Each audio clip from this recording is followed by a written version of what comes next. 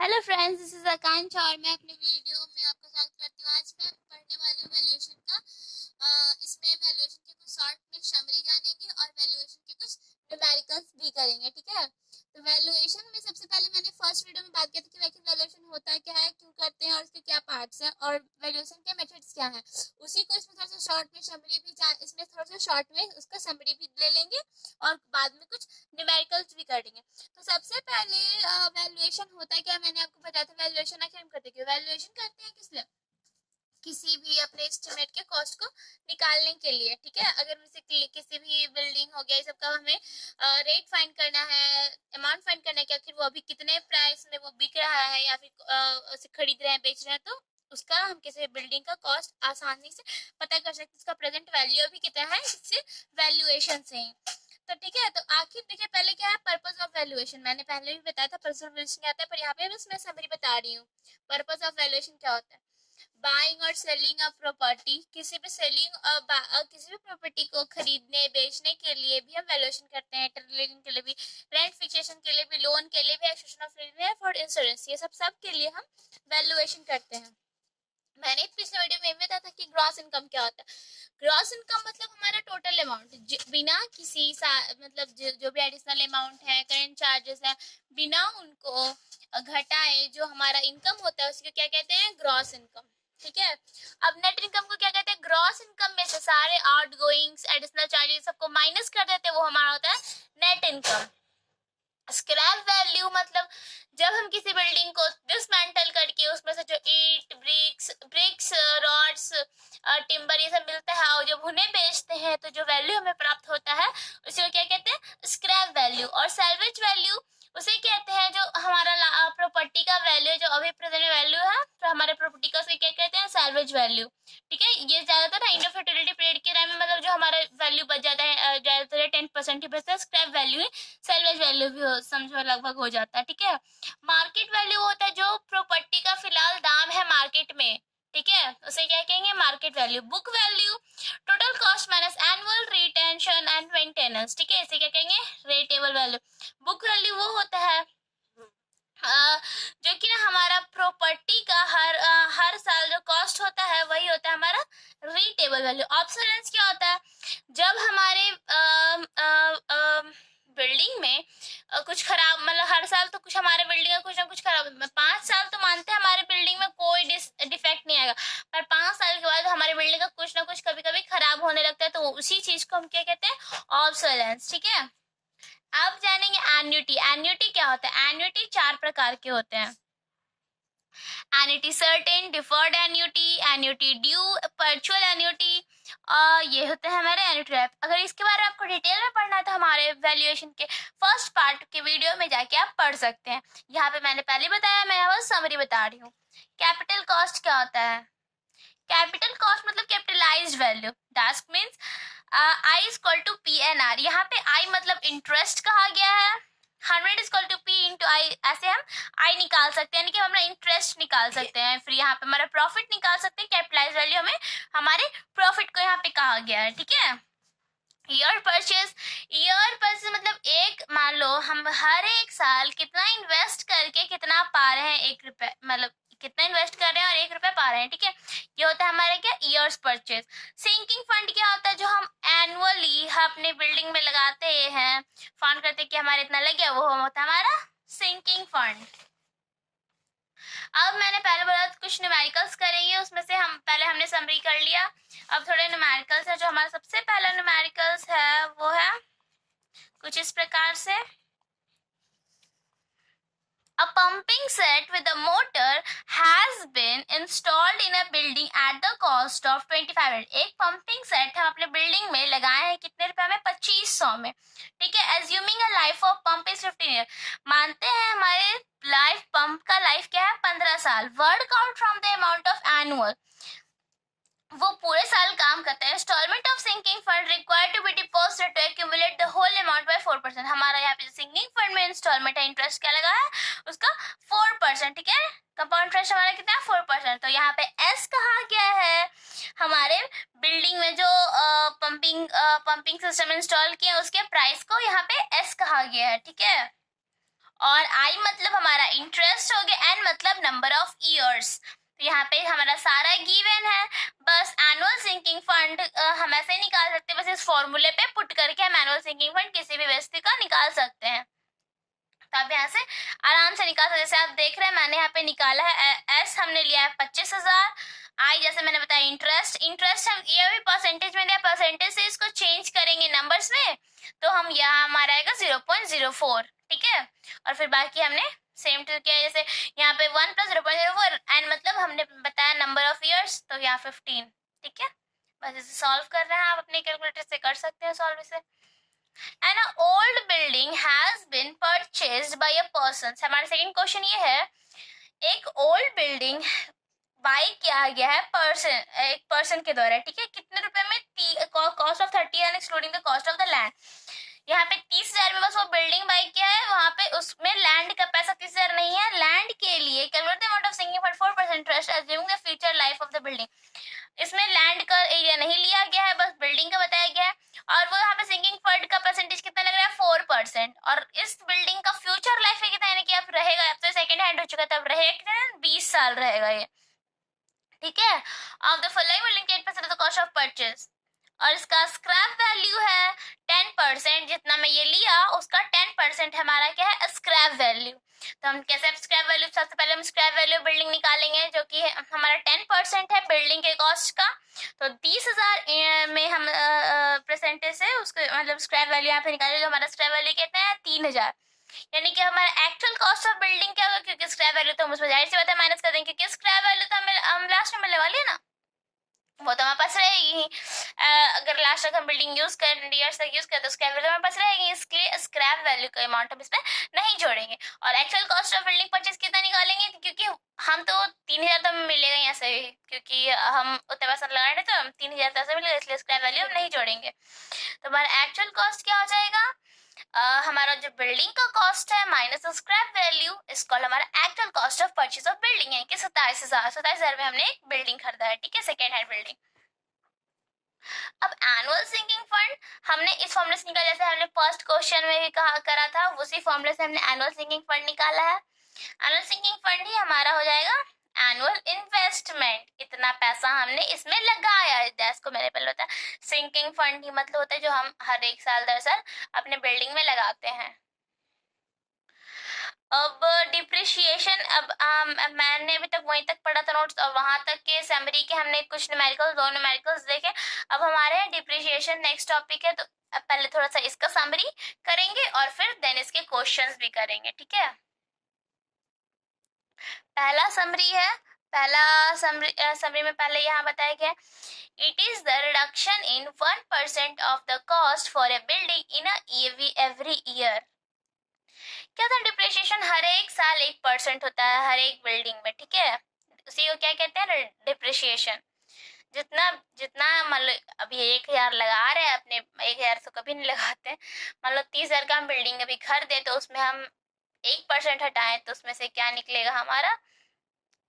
1% हटाएंगे उसमें से वो जो अमाउंट निकलेगा वही हमारा क्या कहलाएगा? रिडक्शन 1 साल का। मेथड ऑफ कैलकुलेटिंग रिडक्शन, कुछ मेथड्स हैं रिडक्शन निकालने के लिए। Straight line method, constant percentage method, sinking fund method, quality survey method. सबसे पहले हम पढ़ेंगे straight line method. Straight line method का फॉर्मूला एनुअल डिप्रिसिएशन निकालने का, original cost minus scrap value by year. इसमें हम यानी कि ओरिजिनल कॉस्ट निकलेगा कुछ हमारा, स्क्रैप वैल्यू क्या होता है? ओरिजिनल कॉस्ट का 10%, और ईयर तो हमें पता है कि किसी एक बिल्डिंग का ईयर कितना होता है, तो इस वैल्यू से, इस फॉर्मूले से हम किसी भी बिल्डिंग का एनुअल डिप्रिसिएशन निकाल सकते हैं। कौन सा? ये है स्ट्रेट लाइन मेथड, ठीक है। सेकेंड मेथड है हमारा कांस्टेंट परसेंटेज मेथड। इसमें एनुअल डिप्रिसिएशन निकालते हैं 1 माइनस एस मतलब स्क्रैप वैल्यू, सी माइनस ओरिजिनल कॉस्ट पे पावर 1 बाई एन, एन मतलब हो गया नंबर ऑफ ईयर्स। इस फॉर्मूले से हम अपना कांस्टेंट परसेंटेज मेथड से हम अपने एनुअल डिप्रिसिएशन निकाल सकते हैं।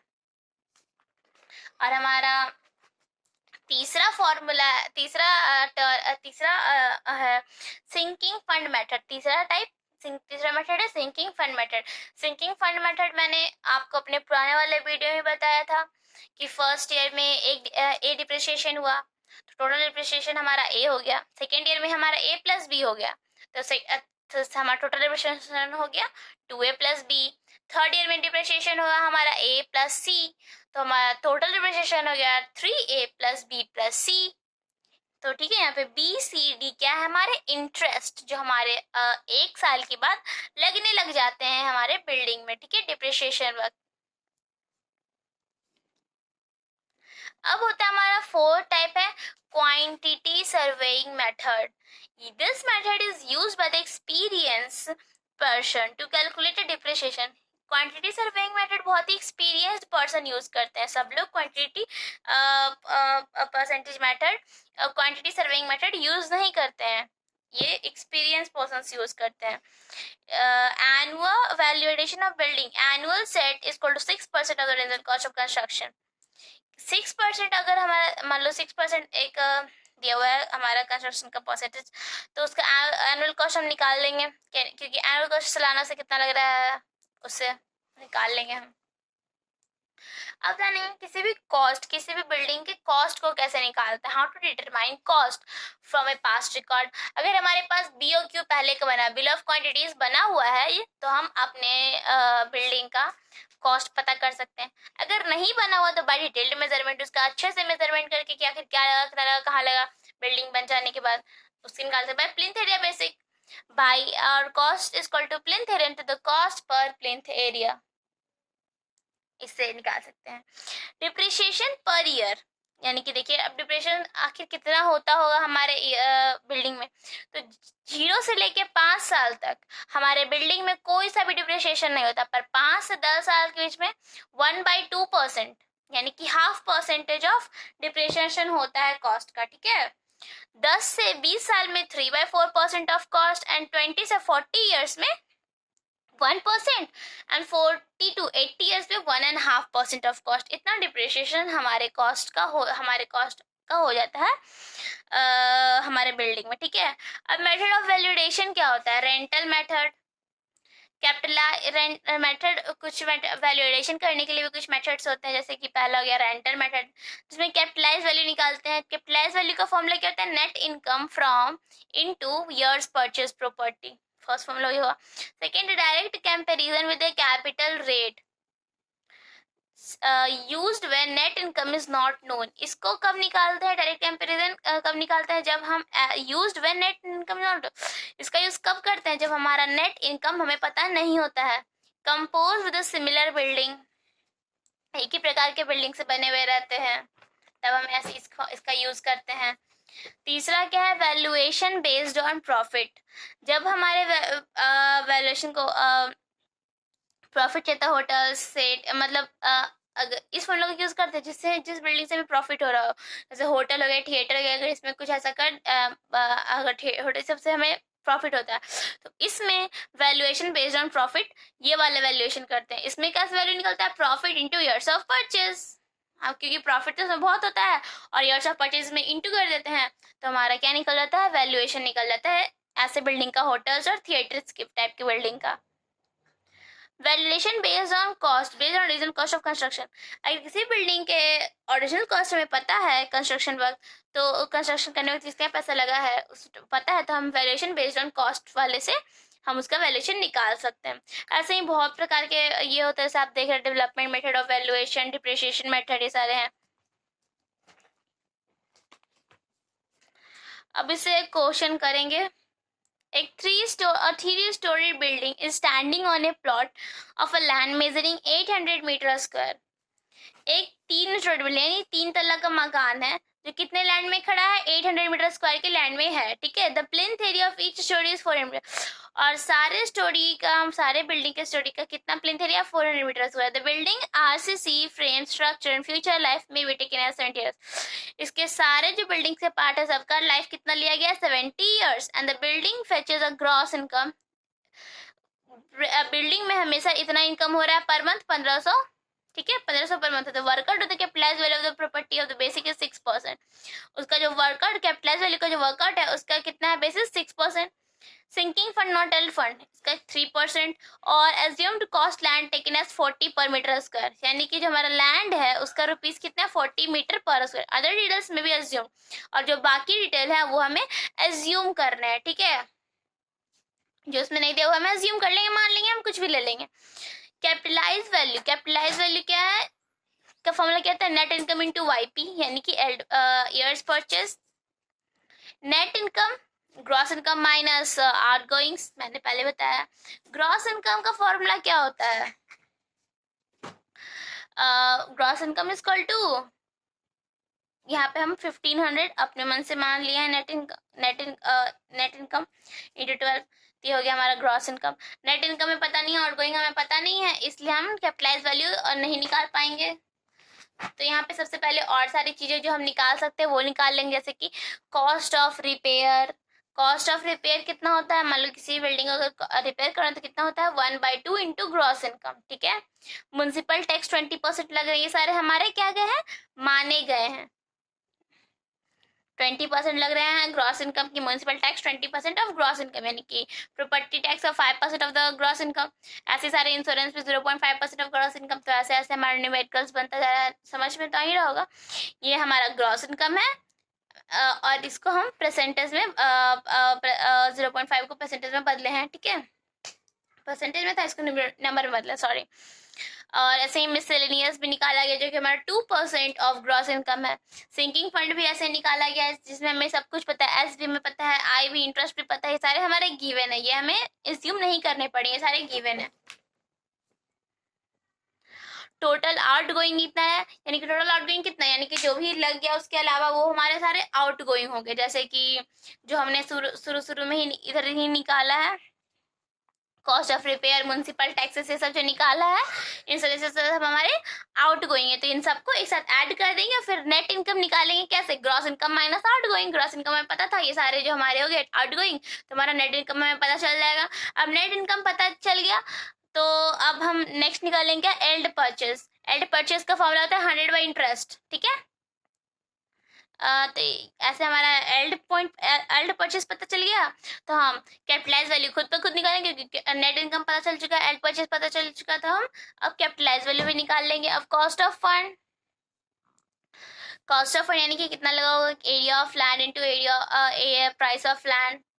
कॉस्ट ऑफ फंड यानी कि अगर लैंड ले रहे तो उसमें कितना पैसा लगा होगा, तो एरिया हमारा था 800 और एक एरिया का प्राइस कितना था, 40 और तो हमारा कॉस्ट ऑफ फंड एरिया में कितना लगे, 32,000। तो टोटल कैपिटलाइज वैल्यू क्या हो गया, टोटल कैपिटलाइज वैल्यू प्रॉपर्टी यानी कि हमारा जो हमारा लैंड है और बिल्डिंग का जो कैपिटलाइज वैल्यू दोनों को जोड़ के कितना लग गया, 1,92,854 रुपये हमें लग गया, ठीक है। तो यहाँ पे हमारा निकल गया total capitalise value of our property. और हमारा नेक्स्ट है क्या, second question, the person intends to purchase a land of 1 lakh meter square located in the suburb of a big city to develop into the plot of 700 meter square।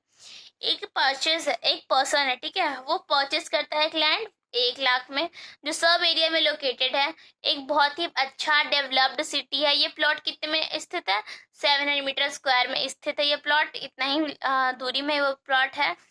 The current each providing necessary road park, यहाँ पे बहुत ही सारे सारे जरूरत के सामान है, road ये सब है। The current safe plot of the small plot in the neighbour is ₹30 metre and the person want to net profit of 20% work out of the maximum prices of land at the rate which the person may purchase the land. यहाँ पे क्या कहा गया है, अभी जो उसके current में उसके पर्सन में एक छोटा प्लॉट है, ठीक है, ठीक है। तो वो ज़्यादा, वो जो पर्सन है जो भी प्लॉट लिया है, बड़ा सा प्लॉट लिया, वो ज़्यादा प्रॉफिट चाहता है, 20% के लगभग वो अपना प्रॉफिट और बढ़ाना चाहता है। तो और वो क्या करेगा, ठीक है, which of the person may purchase the land, तो कौन सा लैंड वो अभी परचेज करेगा ये अभी पता करना है। तो हमें पहले टोटल एरिया ऑफ लैंड हमें पता है 1 लाख, रेड्यूस 30% ऑफ रोड, उसमें से 30% हमारा रोड में गया, पार्क में गया, बची फिर इतना हो गया, इतना रोड हमारा गया, अब actual area of stable plot अब कितना होता है 70,000। अब सेलिंग प्राइस ऑफ इतना 70,000 इंटू 30, क्योंकि 30 हमारा थी दिया हुआ है इसलिए 30 हम इंटू कर देंगे। 30 क्या दिया हुआ है, 30 हमारा क्या दिया हुआ है मतलब पर मीटर स्क्वायर इतना रुपए उसे लग रहे हैं, तो ये हमारा 30 तो इंटू करेंगे यानी कि हमारा कितना रुपए लग गया 2,10,000। 10 लाख 10,000 नो 21 लाख लग गया हमें सेलिंग प्राइस में। ठीक है, आई मीन किसी भी बिल्डिंग का यहाँ पे दाम हो गया 21 लाख। वो सब घटा के रोड और पार्क को घटा के उसे 21 लाख लग गया। But the cost of improving the property अभी और निकालना है, तो total value of property main total value of property क्या 30,000। 30,000 हमारा पहले दिया कि इतना वो लगा है, उसको पहले ही दिया हुआ क्वेश्चन में कि 30,000 लगा है उसको पहले से ही। अब 448 क्या निकाले, जो हमने डिडक्ट करके एक्चुअली निकाला था वो निकाला, तो ये हो गया हमारा 30,000। फिर दोनों को ऐड कर देंगे तो वही हो जाएगा हमारा टोटल वैल्यू ऑफ प्रॉपर्टी। और यहाँ पे कुछ कुछ और दिया, मोर्टेन लीज, मोर्टगेज, मोर्टैगर, मोर्टेडीट, लेगो, mount, free hand, property, leasehold property, ये सारे दिए हुए हैं। ये सारे समझो बस पढ़ने के लिए हैं। अब एक क्वेश्चन और बस कर लेते हैं फिर आगे नेक्स्ट में। A building costing of ₹7 lakh has been constructed on a freehold land। एक बिल्डिंग बनाया है कितने में, 7,000 में, एक लैंड पे। ठीक है, 100 मीटर स्क्वायर में, बिग सिटी 100 मीटर स्क्वायर में बनाई है। Prevailing rate of land is neighbours is 1500 per metre square. Determine, अब कितने रुपए एक मीटर स्क्वायर का कितना है 1500। Determine the net rent of the property if the expenditure on the out going internal seeking fund. यानी कि बगल वाले का मीटर स्क्वायर कितना है 15,000, तो 1500, तो हमारे बिल्डिंग का भी लगभग उतना ही होगा। तो और इसमें एक्सपेंडिचर दिया हुआ है सिंकिंग फंड का कितना दिया 24,000 per annum. Workout also gross rent of the property month, यहाँ पे workout of the gross rent पे दिया हुआ है, ये सब हमें फाइंड करना है। ठीक है, तो कॉस्ट ऑफ कंस्ट्रक्शन पहले ही दिया हुआ पर 7 लाख, एक बिल्डिंग बनाने में 7 लाख लग गया। कॉस्ट ऑफ लैंड, क्योंकि हमारा 100 मीटर लैंड दिया हुआ है और कितना रुपए का है 1500 का, तो इन दोनों को इंटू करेंगे तो हमारा कॉस्ट ऑफ लैंड निकल गया यानी कि 1,50,000। रेंट फ्रॉम बिल्डिंग 6%, यानी कि 6% उसे लैंड उतना पैसा वापस हो रहा है उसे बिल्डिंग रेंट के कारण, तो कितना पैसा वापस है 42,000। रेंट ऑफ लैंड 6,000, इतना उसे वापस होएगा। अब हमारा नेट रेंट कितना बच गया 42,000 प्लस 6,000 कितना हो गया हमारा 48,000। अब हमारा ग्रॉस रेंट क्या होता है, net rent plus outgoing, that's called gross rent, की 48,000 plus 24,000 that's was gross rent is equal to 72,000। अब ग्रॉस रेंट पर मंथ यानी कि उससे हम 12 को डिवाइड करेंगे तो हमारा ग्रॉस रेंट पर मंथ आ जाएगा यानी कि दैट मींस 6,000। और भी क्वेश्चंस हैं, बहुत सारे क्वेश्चंस हैं, अगर आप देखना चाहें तो अगली वीडियो में देख सकते हैं। ठीक है, तो धन्यवाद, बहुत लंबा हो रहा है वीडियो इसलिए नेक्स्ट वीडियो में आगे पढ़ेंगे।